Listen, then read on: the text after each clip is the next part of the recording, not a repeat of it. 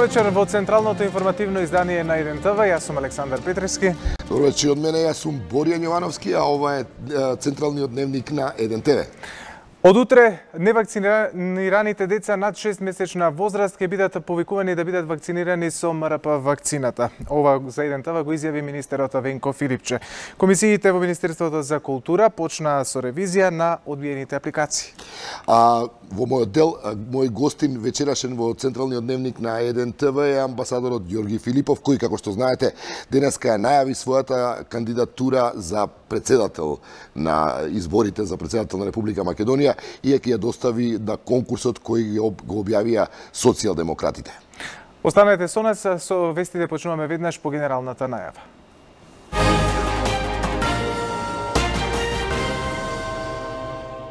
Невакцинираните деца над 6-месечна возраст од утре ќе се повикуваат да примат МРП вакцина. Комисиите од Министерството за култура почнаа со ревизија на одбиените апликации. Колку идните академски граѓани се грижат за животната средина. Не гледам прекршување на законот во изборот на членовите на антикорупцијска, вели министерката Десковска. Паркингот се наплаќа, услугата половична. Во катната гаража Тодор Александров со месеци не работат лифтовите. Унгарија ќе поттикнува бејби бум со намалени даноци и простување на кредити.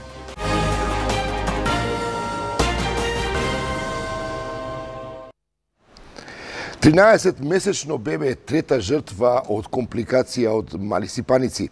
Како реакција на оваа вест, Министерството за здравство најави дека утре невакцинираните деца над 6-месечна возраст ќе бидат повикани за да примат МРП вакцина. Ваквата одлука за 1ТВ ја соопшти министерот за здравство Венко Филипче. Тој вели дека во оваа состојба на епидемија секој ден има по 4 до 5 нови случаи на заболени од морбили. Во меѓувреме до нашата редакција стигнаа реакции од граѓани во кои се вели дека наместо педиатри во дежурните одделенија на клиниката во Ѓорче деца прегледувале несоодветни кадри кои претходно имале дводневна обука по 3 часа. Министерот рече дека не е запознат со ваквата ситуација, но вети дека ќе ја провери ваквата информација. Министерството за здравство ќе ги повикува родителите во Скопје вакцина против малисипаници да добијат бебињата со наполнети 6 месеци, вели за 1ТВ министерот Венко Филипче. Низ Македонија ќе понудат итна вакцинација за бебињата на 12 месеци. Вако одлучила Комисијата за заразни болести, откако епидемијата со морбили зеде 3 жртви.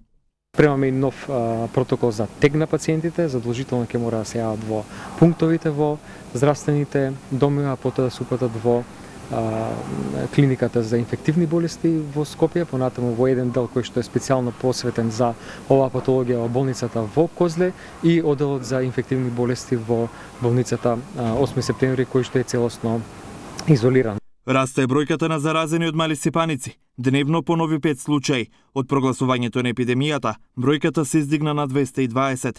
Додека здравствените власти повикуваат на вакцинација, во поликлиниката во Ѓорче Петров, психијатри прегледувале деца со вкупно 6-часовна обука за педијатри во 2 дена, дознава 1ТВ. Дечињата ги препраќале во детската клиника Козле, за да не дадат погрешна диагноза. Министерот Филипче не е запознаен. Дали ќе се заинтегрирате да се распрашате во институциите во... Секако ми ги тоа е прв да слушам оваа информација. А возможно е ли некој психијатар законски со дводневна обука вкупно 6 часа да може да прегледува деца? Ќе се распрашам да видам што било тоа, па ќе разговараме. Знаевте дека еден педијатар бара работа? Значи повеќе специјалисти бараат работа, бара работа и радиолог, бара работа и педијатар, бараат 1000 медицински сестри и нешто помалку од 100 завршени дипломирани доктори на медицина. Услови за нивно вработување има? Па добро, тоа е согласно условите кои што ги распишуваат јавноздравствените установи. А вие како министерство ургирате? Во која смисла? За повеќе вработување на здравствените работници, бидејќи секако е потребно во здравствените установи да има повеќе доктори. Секако и затоа инсистиравме и тоа се случи у текот на минатата година, 3200 вработувања никогаш немало. Додека во земјава има недостаток на здравствени работници, за 3 дена 3 жртви, 13-месечно бебе од Тетово почина на детската клиника поради компликации со малисипаници. Имало хронични заболувања и не било вакцинирано. Претходно починаа 2 бебиња кои не можеле да бидат вакцинирани. Комисиите кои денеска ги разгледуваа одбиените апликации од конкурсот за поддршка на проекти во културата во 2019 година информираа дека предвиден е буџет доколку има ново одобрени проекти. Оттаму велат дека во буџетот има доволно пари за финансирање на одбиените апликации, доколку ревизијата покаже дека имало неправилности при распределбата на годишниот конкурс за поддршка во областа на културата. Во буџетот се предвидени доволно средства за финансирање на одбиените апликации, доколку ревизијата покаже дека имало неправилности при распределбата на пари од годишната програма за култура. Ова е одговорот на 5 комисии кои денеска почнаа да ги чешлаат пријавите на конкурсот во Министерството за култура. Без прецизно да кажат кога ќе заврши постапката, најавуваат повеќе детали деновиве. Сепак, Комисијата за драмска дејност конкретно не гледа ништо спорно во тоа што новоформирани здруженија добиваат пари на сметка на проекти со подолга традиција. Сакаме да укажеме дека во конкурсите не е наведено како критериум датумот кога се регистрирани правните лица, туку приоритет се дава на портфолиото на правното лице, референтната листа на претходно реализираните проекти, кое се вреднува со бодување. Соопшти комисијата, најмногу работа ќе има комисијата за издаваштво, која треба да ревидира над 620 одбиени пријави. Оттаму тврда дека нивна цел е да прифатат финансирање за повеќе проекти, но тие биле одбиени поради технички недостатоци. Со сличен одговор се и комисиите за фолклор и музичко-сценска дејност, како и комисијата за визуелни уметности, архитектура и дизајн, откаде уверуваа дека ќе има дополнување доколку има недостатоци. Единствено нема да има корекција кај проектите од интердисциплинарна дејност, бидејќи не била утврдена никаква грешка кај одбиените 111 апликации. Во меѓувреме не стивнуваат реакциите. ВМРО ДПМН најави дека ќе поднесе барање за надзорна расправа за начинот на носење на годишната програма на Министерството за култура за проекти од национален интерес и реализацијата на програмата за 2018 година. Најголемата опозицијска партија го обвини министерот Асаф Адеми за селективност и за потценување на албанските културни дејци. Ако во минатогодишната програма имаше дискутабилни проекти и партиско финансирање, годинава има програма за која нема реакции, почнувајќи од издавачката, драмската, музичко-сценската, музејската и дејностите поврзани со заштита на културното наследство. Со ова, еден сериозен проблем се сведува на ниво на административни пропусти. Не, овде не се работи за административни пропусти. И суштината на овој голем проблем не е во одбиените проекти. СДСМ покажа и докажа на дело и во минатото кога ја воделе државата, а и во овие 2 години елементарно непознавање за културата. Овде се работи за многу сериозни работи кои навлегуваат во меѓуетничкото ткиво за кое многу водиме грижа, врз комплетно отсуство на критериуми. Со тоа, за жал, министерот ги потценува и своите албански културни дејци. Тој има потреба да се издигне над нив како патрон, како спасител на нивната култура. Прашањето е од кого и на чија сметка.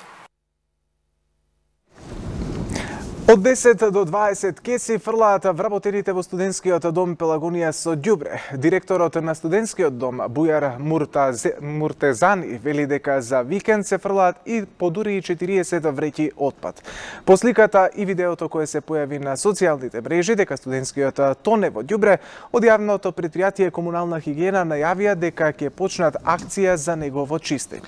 Комунална хигиена може би ќе исчисти, но останува отворено прашањето колку студентите, академски граѓани и идни лидери ќе успеат да го исчистат сопственото домашно воспитување, кое од она што може да се види на сликите во загрижувачка состојба. Откако на социјалните мрежи се појави слика дека студентскиот дом Пелагонија тоне во ѓубре, нашата екипа отиде на лице место, наместо во контейнер, и ве каде завршува дел од отпадот. Но дворот беше чист. Директорот на студентскиот дом Бујар Муртезани не сакаше да зборува пред нашата камера. Тој неофицијално рече дека секојдневно се соочуваат со овој проблем. Дневно вработените фрлаат од 10 до 20, а за викенд 40 кеси отпад. Свестан идните академски граѓани вели тоа е мало. Директорот најави построги мерки, ќе постават камери, а ќе има и парични казни. Повтора опомена, оние студенти кои нема да ги почитуваат правилата, ќе мора да го напуштат студентскиот дом. Околните граѓани се жала дека е опасно да се поминува покрај објектот. Често пати биле сведоци дека низ прозорите летаат тегли и шишиња. Фотографијата која беше споделена на социјалните мрежи најде на бројни коментари од граѓани кои ги критикуваа студентите. Предпријатието Комунална хигиена најави дека утре ќе почне акција за чистење.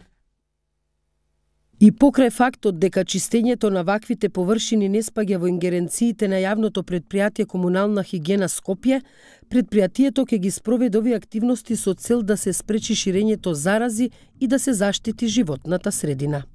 Директорот на домот, градоначалникот на општина Кисела Вода и директорот на јавното предпријатие Комунална хигиена утре ќе одржат пресконференција пред студентскиот дом, на која, како што велат во соопштението до медиумите, ќе упателе апел за совесно постапување со отпадот и опасно со создавање на диви депонии која загрозуваат животната средина. Министерката за правда Десковска не гледа законски прекршувања во изборот на новите антикорупционери, а министерот за администрација Манчевски порача дека јавноста требало да реагира порано ако имала проблем со изборот на Нури Бајрами, баџанакот на собранискиот спикер Талата Џафери. Сабина Факиќ од Комисијата за селекција за ЕДНТВ претходно изјави дека не знаеле за роднинската врска, а Бајрами добро се покажал во процесот на селекција. Слична реакција имаше и другиот член од Комисијата за избор, Бесим Небиу, кој вели дека Бајрами беше подобар од неговата конкуренција за позицијата член на ДКСК, ќе беше неправда да се избере полош кандидат, заради тоа што сестрата на неговата сопруга е сопруга на претседателот на собранието, вели Небиу.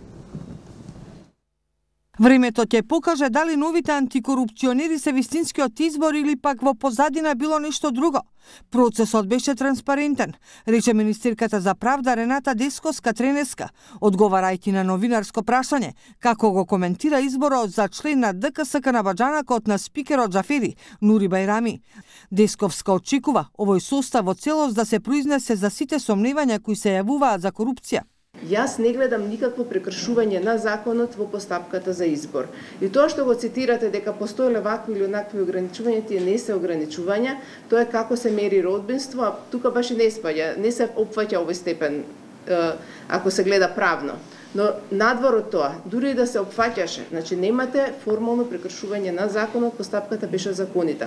Останува на Државната комисија за спречување на корупција дали ќе си ја врши работата совесно, честно и онака како што е пропишано во законот. И членот на комисијата за селекција за членовите на антикорупцијската, Сабина Факиќ, за ЕДНТВ рече дека Бајрами покажал интегритет. Тој се издвои едноставно со своите ветувања дека е подготвен за безкомпромисна борба против корупцијата, со критиките кои ги даде во текот на своето интервју за партиските вработувања, критиките за недоволната транспарентност на самата општина во која работи, нешто што за жал не ги одликуваше другите кандидати. Според министерот за администрација Дамјан Манчевски, јавноста требаше навреме да реагира како и за многу други кандидати за вработувањата на роднините на високите партиски функционери. Манчевски вели дека новата антикорупцијска треба да провери дали има судир на интереси. Од 2006 за нас беше забрането и во јавен и во приватен сектор било кој што од членска книжка на СДСМ се вработи.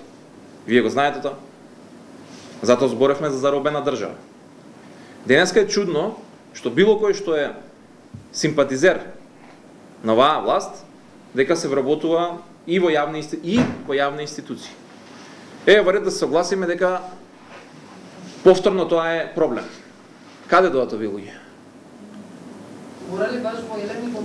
Во ред, не, ви кажувам, ајде да се договориме, да речеме дека овие луѓе да напуштат државата. Па не е точно, сега имате два примери и 202 други, каде што луѓето си наоѓаат работа по други линии.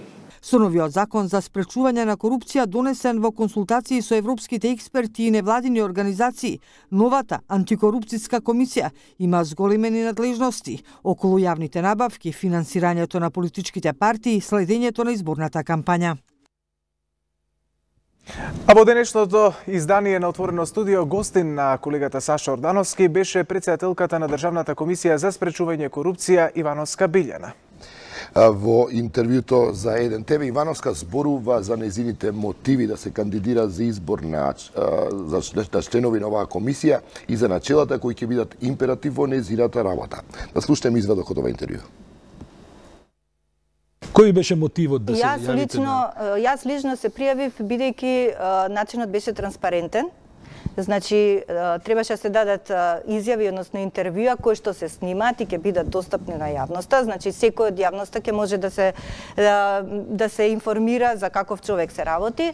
Значи, тој начин, кој слушнав дека ќе биде така, тогаш реков дека ќе се пријавам. Јас најголемата енергија сакам да ја црпам од јавноста и ако ме скршат мене, ќе скршат јавноста. Значи, не се давам да ме скршат. Сакам да работам транспарентно и со сите укажувања на новинарите, на граѓанските здруженија, општо на јавноста, личните иницијативи да работиме сите. Јас во последната изјава што беше во собрание кажав дека најголемиот антикорупционер е слободниот граѓанин со висока свест. И сум убедена дека е тоа така и заради тоа да тргнеме од тука. Значи, секој да биде слободен, да си го чува личниот интегритет, да си работи по закон се што треба и како треба, да не подлегнува на моќ, на делегирана моќ и да подлегнува на нечии суети кои што се хранат, нели, моќта треба да се храни со суети, нека почитуваат авторитети изградени врз база на професионалност и знаење и мислам дека ќе успееме. Горанчо Ангеловски Ќосето не направил ништо со што би го загрозил уставниот поредок на Македонија и затоа од судот барам слобода за мојот штитеник, рече адвокатот Драган Пешевски во завршните зборови на денешното рочиште за случувањето од 27 април 2017 година во собранието. Завршни зборови во случајот денеска даде и адвокатот на Игор Јук. Горанчо Ангеловски не е виновен за ништо. Тој со живот го бранеше уставниот поредок на Македонија во 2001 година и никако не може да биде терорист, рече адвокатот Драган Пешевски во дел од своите завршни зборови на денешното рочиште за случувањето од 27 април 2017 година во собранието. Во текот на доказната постапка се докажа спротивното. По сведочењето на амнестираните браќа Младеновски, јасно беше дека истите они отишли ги набавиле маските. Додека за случајот за украдените дискови, јасно и од сведочењата и од снимките дека истиот не влага по дисковите, туку дека само се движи по тој ходник. Поради тоа сметам дека не постои ниједен елемент, повторно ќе кажам и барам ослободителна пресуда, која што е единствена и исправна во случајот. Пешевски тврдеше дека целта на обвинетите не била да го спречат изборот на нов претседател на собранието како што тврди обвинителството, туку влегле внатре кога слушнале дека во парламентот се пее албанската химна. Нинослав Јакимовски, адвокат на обвинетиот Игор Јук, пак рече дека обвинителството обвинува паушално и дека нема директни докази дека Јук во собранието носел пиштол, делел маски и дека се среќавал со други од обвинетите за да договорат убиство на тогашните пратеници Зоран Заев, Дамјан Манчевски и Зијадин Села. Пиштол во текот на постапката не видовме. Апсолутно ни од видеоматеријалот, туку се остана на голи предпоставки, да кажем рекла казала од страна на овие сведоци што беа предложени од страна на обвинителството. Тоа е. Ако направите мала анализа на неговиот исказ, бидејќи сега више може на записник е влезено, ќе видите дека не може да се утврди дали истиот бил присутен на некаква средба или пак тоа му е прераскажано од некого. Нема апсолутно никакво тврдење точно од страна на тој заштитен сведок. По барање на делот од одбраната, денешното рочиште беше прекинато. По амнестијата на делот до обвинетите во случајот 27 април, на судска одлука сега чекаат 17 обвинети. Зградата на улица Линденска безброј денеска остана без име. Се подготвува терен за новото уставно име Република Северна Македонија. Од владата беа отстранети буквите Влада на Република Македонија, а институцијата до крајот на неделата ќе го добие името Влада на Република Северна Македонија. Денеска започна менувањето и на таблите на граничните премини на државата. Со националниот акцијски план на владата ќе се преименуваат сите државни институции, дипломатски представништва и таблите на граничните премини.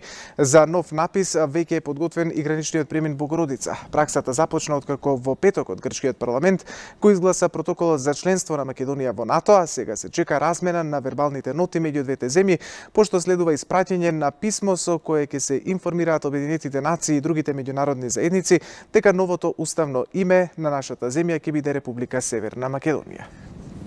Грција ја достави на Македонија нотата со која се информира дека ги исполнила своите обврски за да може да биде имплементиран договорот од Преспа. Се очекува уште вечерва во службен весник да биде објавен датумот кој стапува на сила уставните измени и уставните закони со кои Република Македонија ќе стане Република Северна Македонија.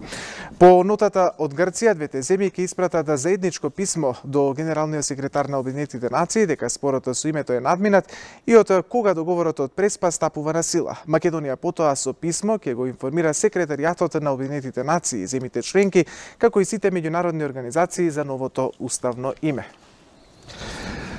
Промена на името на државата во личните документи и во пасошите нема да почне веднаш, туку откако ќе се спроведат дел од процедурите. По објавувањето на одлуката за стапување во сила на името Република Северна Македонија во службен весник, најпрвин ќе се сменат законите и подзаконските акти кои го регулираат изгледот и употребата на личните документи на граѓаните. Од Министерството за внатрешни работи, како што граѓаните ги вадат своите лични документи, велат дека потоа ќе биде спроведена јавна набавка и ќе бидат набавени образците за новите лични документи. За постоечките официјални документи и материјали на јавната администрација за меѓународна и за внатрешна употреба што може да се користат надвор од државата е предвиден рок од 5 години за нивно усогласување со уставните амандмани. За постоечките документи и материјали наменети исклучиво за внатрешна употреба, усогласувањето ќе почне етапно со отворање на секое поглавје од одредена тематика во преговорите со Европската унија, а ќе заврши најдоцна во рок од 5 години од отворањето на поглавието.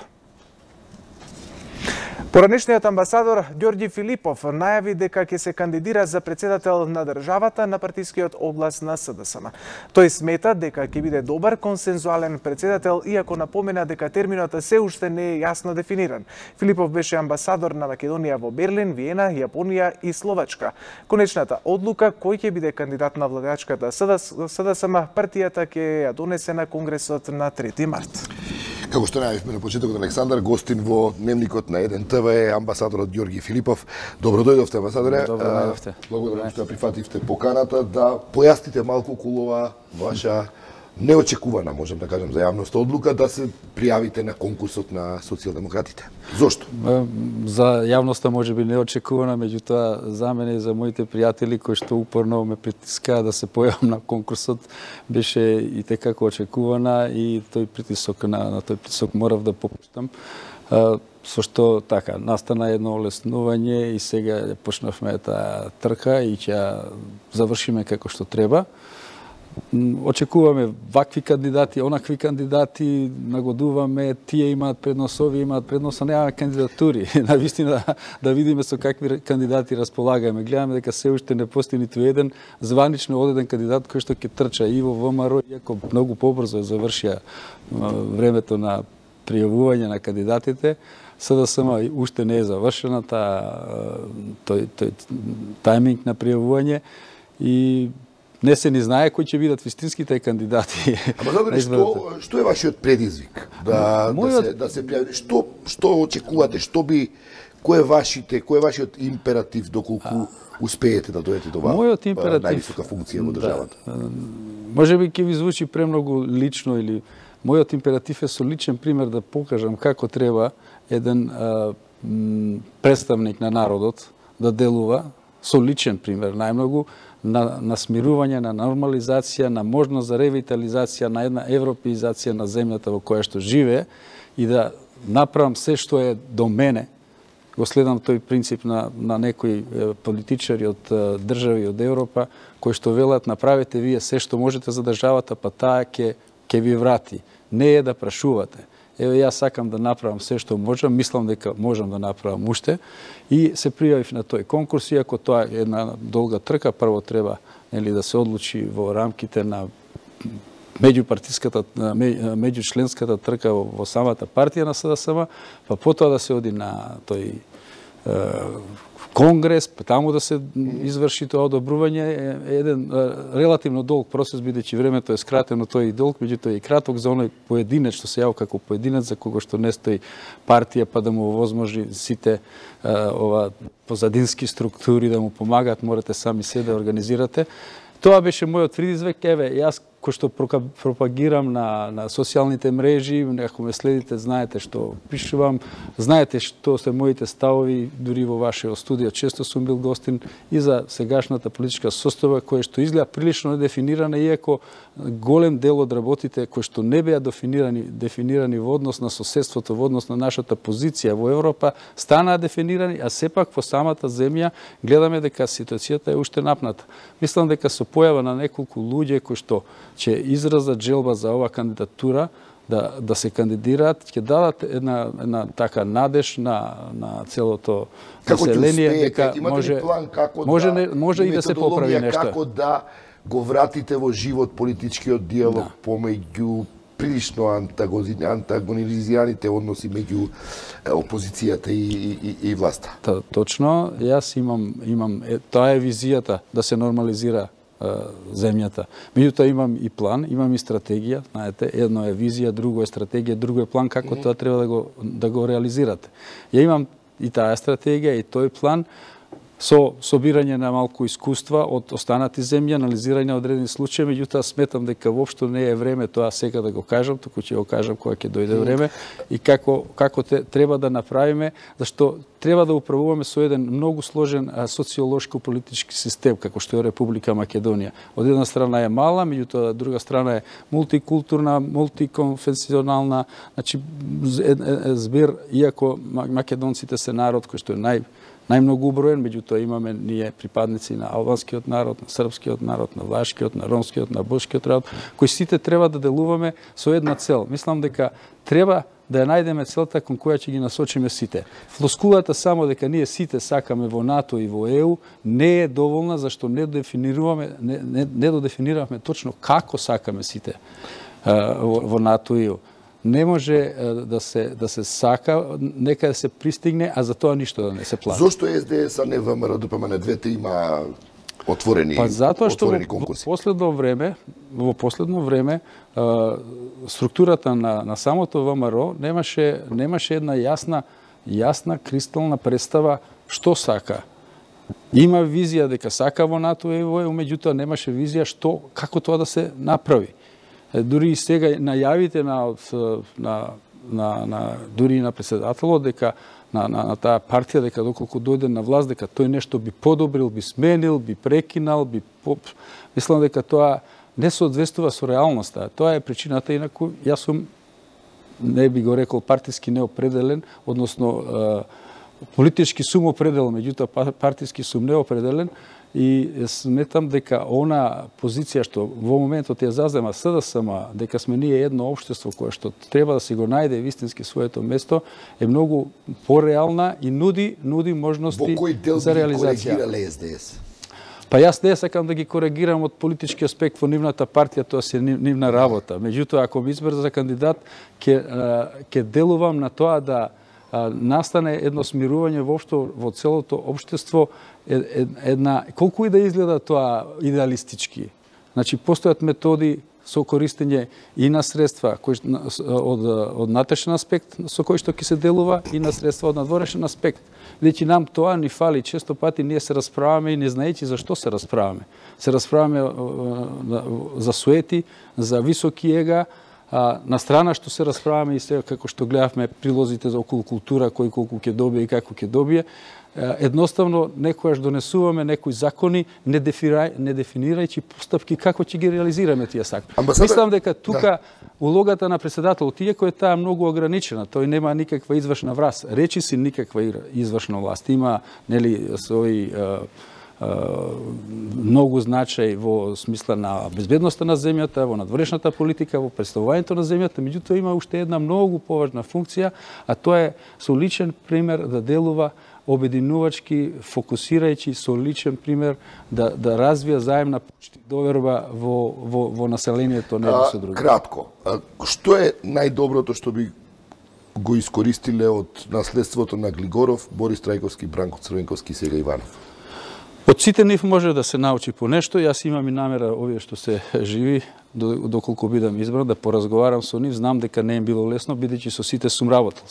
Значи, еве сега јас со Иванов толку време како амбасадор, толку средби сум организирал, слично е нешто и со Црвенковски, почнувајќи додека беше премиер, и знам за некои работи како им било, што им било, можеме ние и да ги осудуваме, меѓутоа верувајте дека не им било лесно и ним.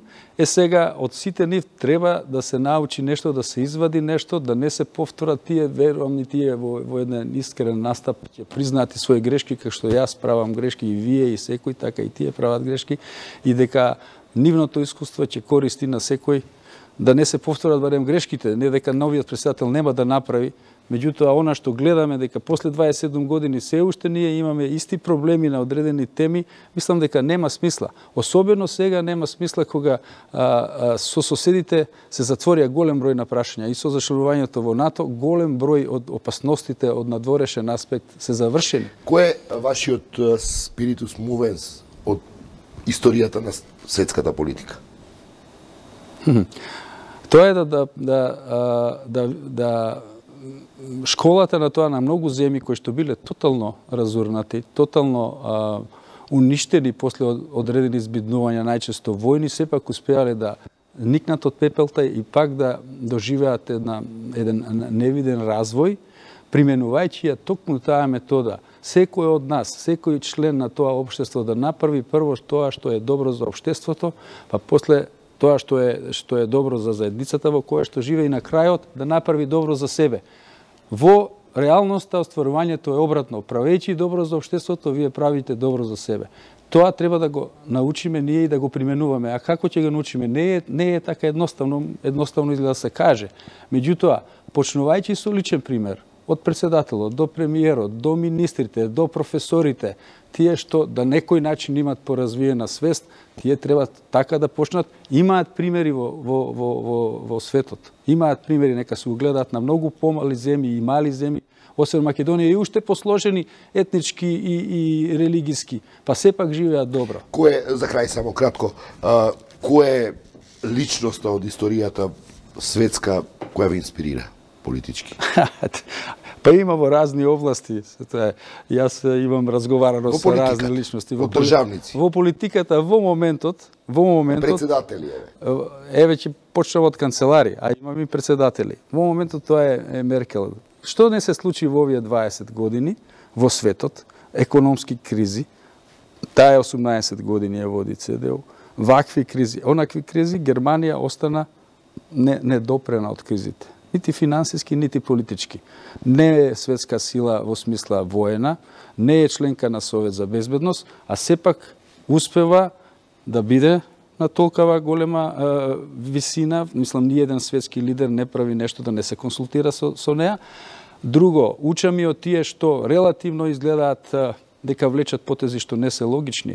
Меѓутоа, замислите, еден председател на Соединетите Американски држави разговара со председател на Северна Кореја, кој што многу помала земја. Меѓутоа, сепак отиде разговара и отиде на нивен терен.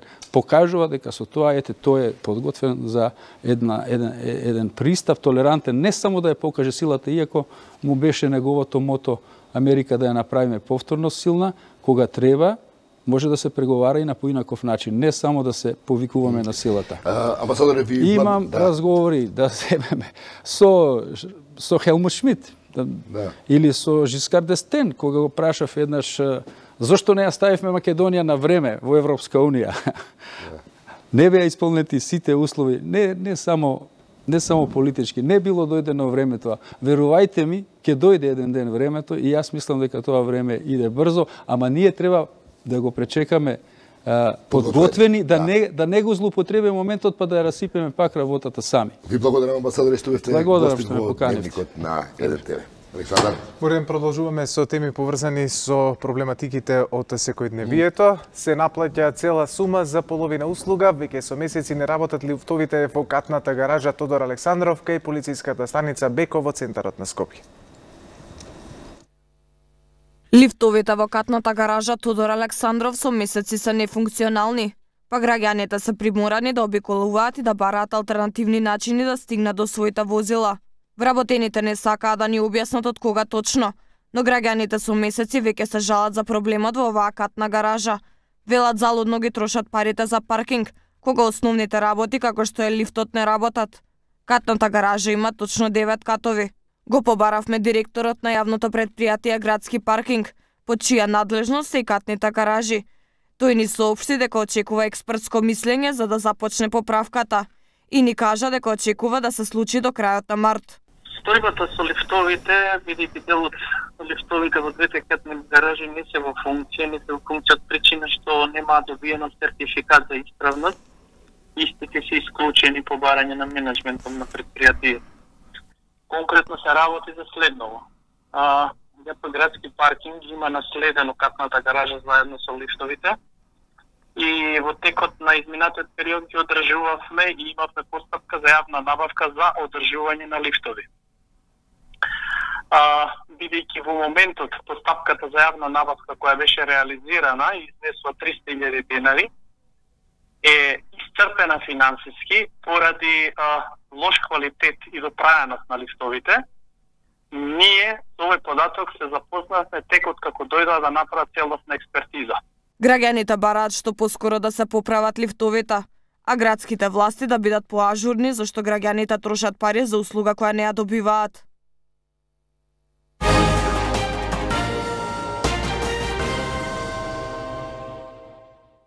Александар, ни остана уште преглед на вестите од светот. Токму така, а во регионот ништо поразлична состојбата од кај нас. 19 луѓе починаа од грип во Србија, епидемија е прогласена во Ниш, Пирот и Ужице. Унгарија ќе поттикнува бејби бум со намалени даноци и простување на кредити. Следуваат неколку информации од регионот и светот. Русија планира накусо да се исклучи од интернет како подготовка во случај на сајбер војна, односно ако странски сили се обидат да изолираат на мрежата. Ова значи дека податоците меѓу руските државјани и организации ќе останат во нацијата и нема да се пренасочуваат меѓународно, а Русија ќе треба да изгради и сопствена верзија на мрежен адресен систем или ДНС. Во моментов серверите за ДНС ги надгледуваат 12 организации и ниедна не е во Русија, но Москва има повеќе копии и нејзиниот систем ќе продолжи да работи дури ако другите сили преземат казнена акција. Тестот ќе се случи пред 1 април, но се уште не се знае точниот датум. Западните земји повеќе пати и се закануваа на Русија и обвинуваа за сајбер напади и мешање во изборните кампањи. Партиите од Сојуз за Србија, најсилниот опозицијски блок, заедно со клубот на независни пратеници, почнаа бојкот на парламентот и најавија дека на секој половина час во ходникот ќе држат пресови за законите на дневен ред. Како што велат, бојкотот е нивна обврска од договорот со народот кој го имаат подпишено и дека сите треба да дознаат дека во Србија од денеска има две собранија, насилничко и узурпаторско во салата и демократско во ходникот. Тие бараат оставки од министра за образование Шарчевик, од претседателката на собранието Гојковиќ и од сите од извршната власт поради кршење на законите и уставот. На седницата од опозицијата учествуваат само Српската радикална партија на Шешел, лидерот на Либерално-демократската партија Чедомир Јовановиќ и Лигата на социјалдемократите на Војводина. Од владеачката Српска напредна партија одговорија дека опозицијските пратеници продолжиле со старата пракса да бојкотираат работата, но не и привилегиите што ги имаат во собранието. Унгарките со 4 или повеќе деца нема да мораат да плаќаат данок на приход, а младите парови ќе добијат отпис на кредитите по третото дете. Ова е дел од плановите на премиерот Виктор Орбан за да го поттикне наталитетот во земјата. Како што рече, сака да одбрани еднината на Унгарија без да зависи од миграцијата, односно дека на Унгарија не и требаат бројки, туку унгарски деца. Тамошното население се намалува со стапка од 32.000 луѓе годишно, а унгарките раѓаат помалку деца од европскиот просек. За време на говорот на премиерот, околу 2.000 луѓе протестираа пред неговата канцеларија, а други групи ги блокираа мостовите на Дунав. Во Србија од грип досега починаа 19 лица, околу 85.000 се заразени со 1 до 2 изолирани вируси на грип. Само на подрачјето на Ниш починале 6 мина, а од 32 хоспитализирани пациенти, 11 се во животна опасност. Викендот во Чачак почина 2,5 годишно момче, а со грип е заразена и неговата сестра близначка. Епидемија е прогласена во Ниш, Пирот и Ужице. Лекарите предупредуваат дека може да се зголеми бројот на заразени, но и дека сегашната ситуација не е невообичаена. А по вестите од светот следуваат и минутите за вестите од спортот. Слажене со нас. Добро вечер и од мене. Денеска ден понеделник традиционално за осврт на што се случуваше што е најактуелно нели изминатиот викенд. Ама денеска понеделник ништо драматично. Па нема, сепак за спорт секогаш има, па така и денешната најава за она што не очекува наредниот викенд на полето кошарка, веќе кошаркарскиот куп е најавен, а денеска ги собра оние награди, оние што најдобро се покажа во ракометната лига на шампионите по онаа зимска пауза и првата рунда од вториот дел од сезоната, па денеска беа и наградени од страна на ЕХФ. Вардарци. Така, имаме двајца вардарци. Да. Со вестите од спортот и со колегата Славјан почнуваме веднаш по краткиот джингл.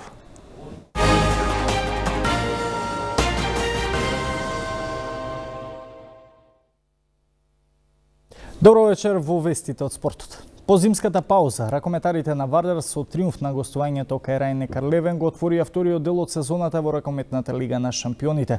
Одличното издание на црвено-црните не остана незабележано од страна на тимот на ЕХФ. Во нивниот традиционален избор за индивидуални успеси место имаше и за двајца вардарци.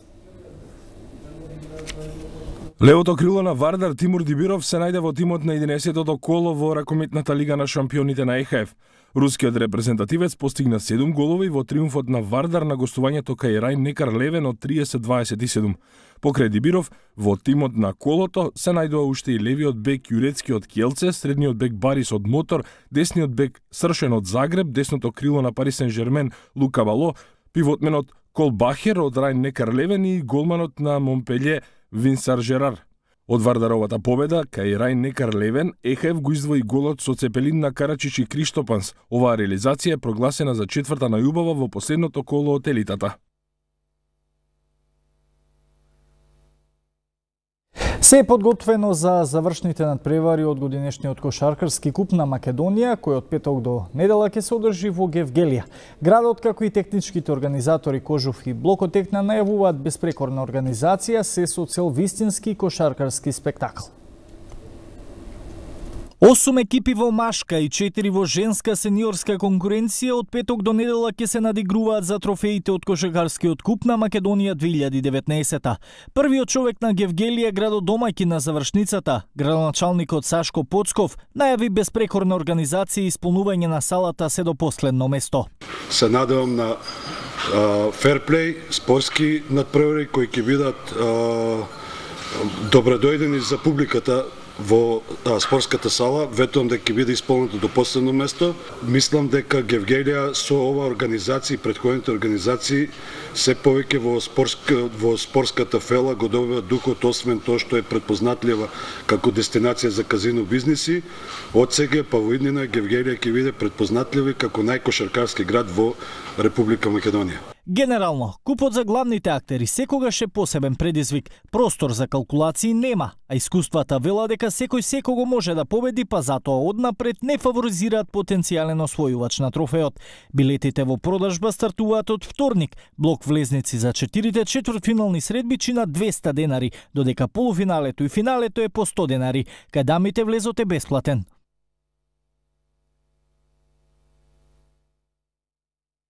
Од дуелите Блокотехна Охрид и гости Варфени Индустри ќе го дадат првиот полуфинален пар, додека втората полуфинална двојка ќе ја сочинуваат подобрите од дуелите Работнички Куманово и МЗТ Скопје Аеродром Кожув.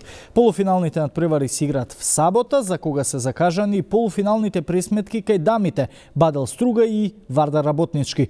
Недела е ден за финалните пресметки во двете конкуренции. Титулите од лани ги бранат МЗТ Скопје кај мажите и Вардар кај жените.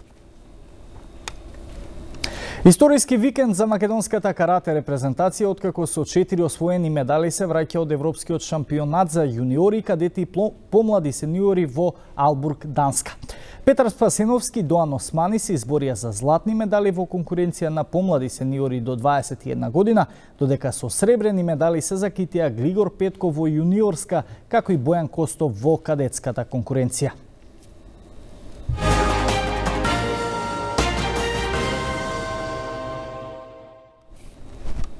Продолжуваме со меѓународен спорт.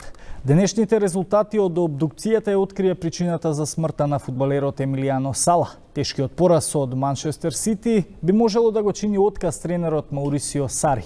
ПСЖ пак во сериозни проблеми пред утрешната пресметка против Манчестер Юнајтед во осмина финалето Лигата на шампионите.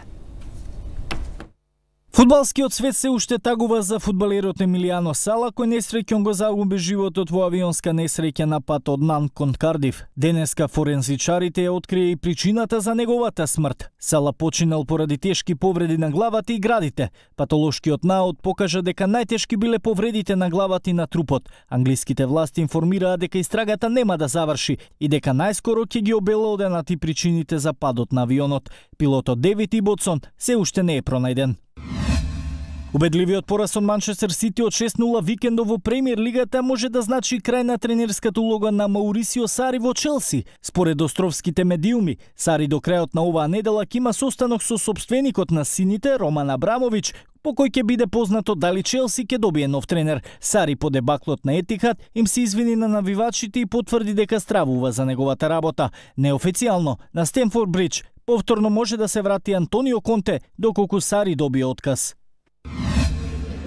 Францускиот фудбалски првак се соочува со сериозни проблеми пред утрешниот надпревар против Манчестер Юнајтед во осмина финалето од Лигата на шампионите на УЕФА. Откако стана јасно дека Томас Тухел ќе мора да се снаоѓа без услугите на Неймар и на Верати, пристигна потврда дека за пресметката со црвените ѓаволи надвор од конкуренција ќе биде и напаѓачот Едисон Кавани. Уругвајецот се повреди на вчерашната пресметка со Бордо, а според Тухел пред неговиот тим се наоѓа најголемиот предизвик во оваа сезона. Дополнителна главоболка за предводникот на Пари Сен-Жермен представува и повредата на првиот десен бек Муние. Пред да се одјавиме, уште и краток преглед од NBA лигата. Голден Стейт успеа да анулира негатива од 19 поени и да слави на домашен паркет против Мајами со 120-118. Гостите во воведната четвртина одиграа феноменално во одбрана, но не успеа да го задржат ритмот во продолжениот надпреварот. Warriors на полувреме заминаа со негатива од 5 поени пред крајот на третиот период, предводени од Дурант и од Казинс, израмнија, потоа и победаа со +8. Дурант мечот го заврши со 39 поени, а за Мајами неефикасен беше Ричардсон со 37. Филаделфија го приреди најголемото изненадување откако го декласираше Лос Анџелес Лейкерс со 143-120. Ембит со 37 поени беше незаслужен за триумфот на 76ers. На останатите надпревари Далас го победи Портланд со 102-101, Орландо го доби дуелот со Атланта со 108-124, а Сакраменто беше поуспешен од Феникс со 117-104. Тоа е се од спортските вести на 1 ТВ. Имајте пријатна вечер. Денешниот дневник, но пред да се одјавиме, само да ви најавиме. Да, кратко, веднаш по дневникот следи колешката Анета Кочишка со незината емисија Лице во лице и потоа е Сашо Ордановски во 22 во отвореното студио за реформите на разузнавачките служби по зачленувањето во НАТО. Секако тука ќе ви најавиме да останете со нас за информациите за временските прилики кои што не очекуваат во наредниот период. Дознаваме од метеопрогнозата на колегата Славчо Поповски. Останете со нас и имајте пријатна вечер. До гледање.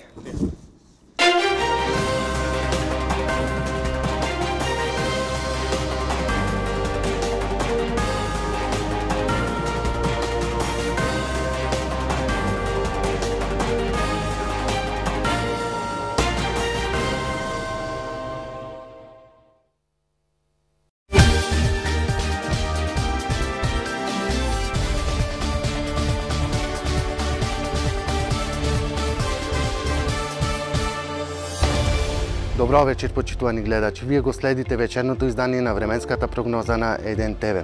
Како што веќе најавивме, во текот на оваа ноќ ќе настапи нагла и голема промена на временската прогноза, која ќе биде проследена со засилен северен ветер и врнежи од дожд кои на повисоките места ќе поминуваат во снег, а полека и на некои од пониските места врнежите од дожд ќе поминат во снег, особено на запад и на север од држава, а локално ќе дојде и до формирање на потенка снежна покривка на повисоките места и на планините истата ќе се зголемува.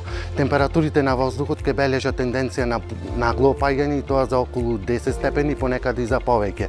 Ова многу лошо ќе влијае за поголем дел од граѓаните, особено за оние метеопатите, каде е можна појава на главоболка и по време на нервоза, како и болка во коските на местата од старите рани. Што се однесува пак до временската состојба на европскиот континент. Во поголем дел ќе имаме претежно стабилно и суво време, додека во централните и во источните предели од европскиот континент локално ќе има послаби врнежи претежно од снег, а врнежи од дошти од снег ќе има и во централните и во јужните предели од Балканскиот полуостров. Во Македонија пак во текот на утрешниот ден ќе имаме променливо и значително постудено време со локални послаби врнежи од снег, а ќе дува и засилен ветер од северен правец кој на некои места на моменти ќе достигнува брзина од над 70 км на час. Во продолжение да ги погледнеме и температурите кои се очекуваат за утрешниот ден по градови низ Македонија. Во Скопје очекуваме максимална дневна температура само до 5 степени, во Битола до 6, Прилеп 5 и во Тетово и во Гостивар до 4 степени. Во Гевгелија утре максимумна температурата ќе изнесува 8 степени, во Штип 7, Велес 6, Струмица 7 и во Струга до 5 степени. Во текот на следните денови, под влијание на многу студена воздушна маса од север, ќе продолжи да дува засилен ветер од северен правец, а во среда се уште ќе има локално и слабо провејување на снег. Минималните температури на воздухот ќе се спуштаат во интервалот од -7 до 0, во среда од -12 до -2 во четврток и од -9 до -1 во петок, додека максималните дневни температури ќе се искачуваат во интервалот од -5 до 5 во среда, од -3 до 6 во четврток и од -2 до 7 во петок. Особено во петок повторно локално ќе има услови за провејување на слаб снег. Почитувани гледачи, толку од временската прогноза, останете со програмата на 1 ТВ, имајте добра ноќ.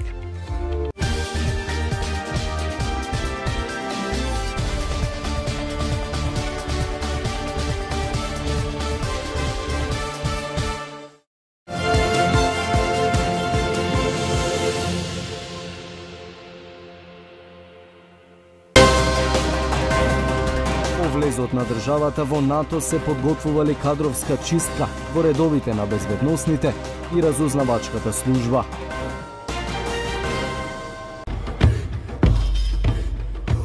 Понеделник